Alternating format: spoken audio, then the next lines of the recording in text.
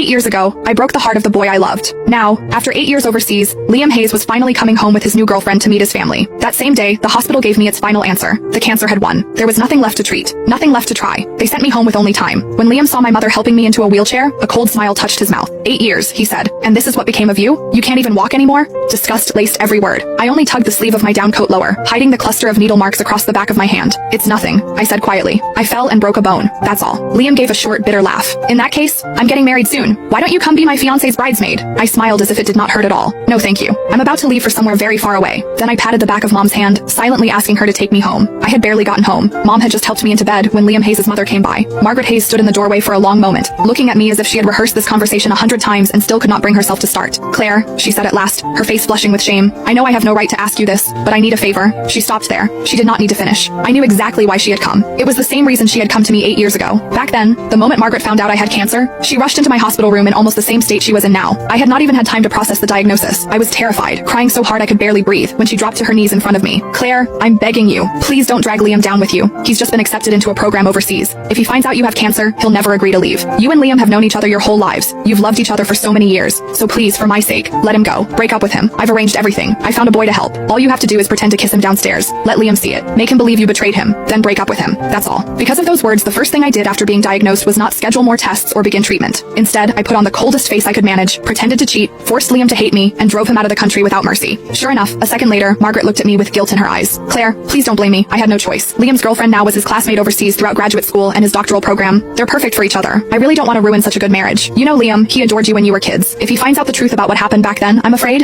her voice shook. I'm afraid he'll throw everything away again. So could you stay away from him for a while? You don't have much time left anyway, do you? In your condition, you shouldn't be going out, don't you think? The moment Margaret said those words, my mother grabbed a pack of adult diapers from beside the bed and slammed it down so hard the mattress shook. Seeing that she was about to lose her temper, I quickly tugged at her sleeve and softened my voice. Mom, please. It took several seconds before she managed to hold herself back. Only then did I look back at Margaret. I can promise I won't tell Liam what happened 8 years ago, I said calmly. But I can't promise I won't see him. No, I could not promise that. Because during all 8 years of surgeries, chemo, and hospital ceilings, there had never been a day when I stopped missing Liam. When chemotherapy became too much to bear, I would clutch the old photo of Liam and me until my fingers cramped. Some nights, that picture was the only thing that kept me from giving up. I went through more surgeries than I could count. Some minor, some so dangerous Mom signed the consent forms with shaking hands. More than once I was rushed into the ICU and almost did not wake up again. Every time Mom stood beside my bed and shouted herself hoarse. Claire, have you forgotten? You said you were going to survive. You said you'd get better, go overseas and explain everything to Liam yourself. You promised me. When you were well enough, you said you'd let me take you to find him. If you die now, you'll never see him again. It was my mother's voice, calling Liam's name again and again, that pulled me back from the edge more times than I could count. In the end, I still lost. And Liam had a new life now. He was about to get married. But in the last stretch of time I had left, I still wanted to be near him, even if only for a little while. That was why, after I heard he had come home,